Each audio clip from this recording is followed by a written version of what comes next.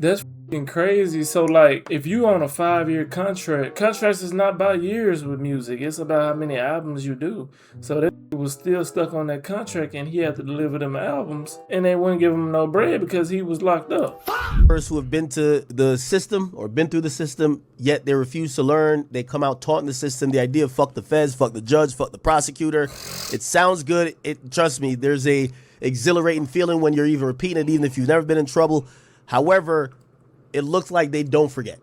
This is clearly an attempt probably for a slam dunk for the Department of Justice. They've done a press conference about it. We're about to watch it now.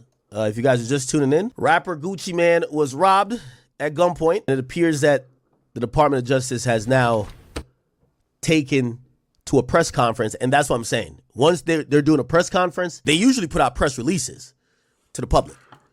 But they're doing press conferences because this is the slam dunk. You get it in their minds. Real quick, everybody get up in here. We are covering this story live. It really just broke. I was kicking it on Kick for a bit, and we realized this came down the pipeline. Okay, let's go. I'm Ryan Rabel. I'm the U.S. Attorney for the Northern District of Texas. Thank you for coming. This week, 9 individuals, including well-known musical artists, kidnapped and robbed at gunpoint numerous victims at a music studio in Dallas, Texas. Oh, wow. 8 of the 9 were arrested yesterday in Dallas, Memphis, and Nashville. These individuals who are charged and arrested include Lontrell Williams Jr., also known as Pooh Shiesty, Lontrell Williams Sr. Well, I guess that, I was with Pooh Shiesty on. They should make him the face of the Nike Shiesty. I guess that's how to win, all right? Rodney Wright Jr., also known as Big 30, Kadarius Waters, Demarion Gibson, DeMarcus Glover, Corday Johnson, Darian McDaniel, and Terrence Rogers has not been arrested yet, but will be soon.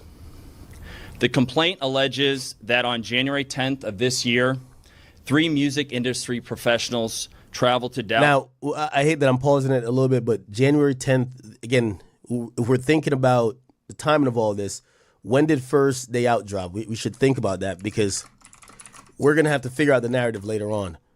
First Day Out, oh my God. If that was dropped in December.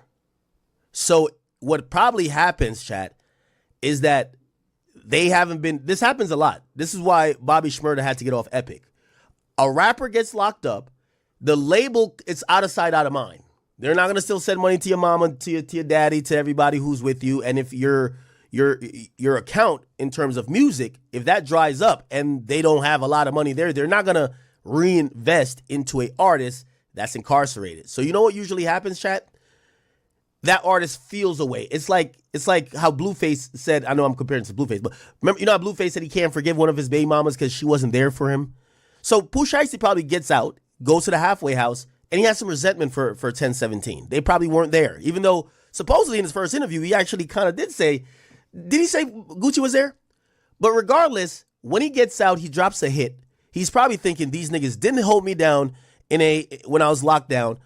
They ain't funding nothing. They're not giving me nothing. Why they gonna eat at the table with me? And they probably approached him to say, yo, you know what? Gotti been doing some stuff for us. We want to leave. There's a beef between Gotti, long-standing beef between Gotti and Gucci. Gucci's like, nah. Gucci's like, yo, we could probably give you better terms, but we're not letting you out of this contract, right? One of the things about music contracts that's different than most contracts is like, for example, a basketball contract.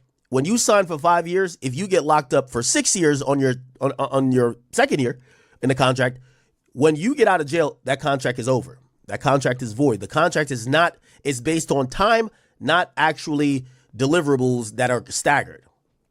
The thing with music contracts, it's usually staggered based on deliverables in terms of albums.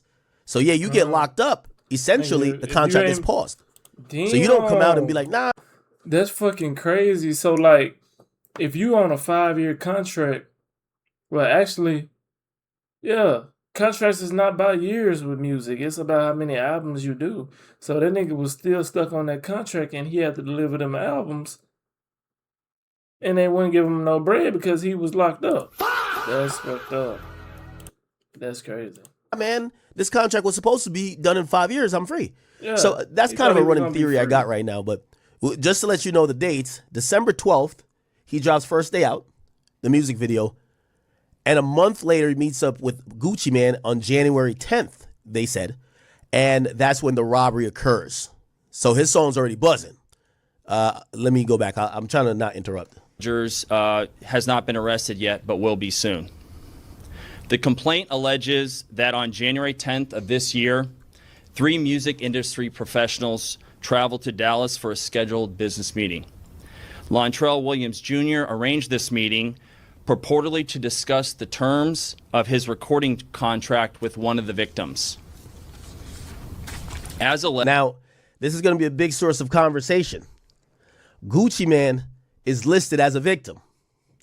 Now, a lot of times what happened in this rap community, like you hear stuff. Oh, this guy got stripped down after a dice game. This guy got robbed at the dice game. This guy, he up fire on this guy. And, yo, he shot at those dudes. And nothing much comes out of it. And sometimes, obviously, the first thing is you don't want to cooperate, right? Because being a snitch is almost like a scarlet letter. The second thing is people don't want to wear that victim tag, that victim label, right? Yeah. They don't want to. Shit. Remember when I was covering the Big U thing, and I said, "Well, Whack." They said you're like one of the victims. They got an incident where Big U supposedly did something to you, and he started barking at me. Guys from the streets, guys are like in music that are portraying this tough image. They don't ever want to be the victim on paper. Okay? So that's a huge deterrent from them ever talking to the cops. Now, did Gucci talk to the cops? That's going to be a big conversation we're going to have. Now, Gucci's from Atlanta. Listen, is he slithering away with the rest of the slimes? I'm not, my bad. I mean, is he slithering away? We don't know. But he is from Atlanta. So if I had to log in a call sheet and make a prediction, it's Atlanta. We know how we get down in Atlanta. In the A, we know. However, I digress. Let me get back to Mr. Boyd. I think that's his name. Industry professionals traveled to Dallas for a scheduled business meeting. Lontrell Williams Jr. arranged this meeting purportedly to discuss the terms of his recording contract with one of the victims. As alleged, once these 3 men were inside the recording studio, Williams Jr. and 8 co-conspirators, several of whom traveled from Memphis, Tennessee, executed a coordinated armed takeover. Okay. Now, I know I'm trying not to pause it, but we got to break down all the details so we get the indictment. Once we get the indictment, it'll be on screen.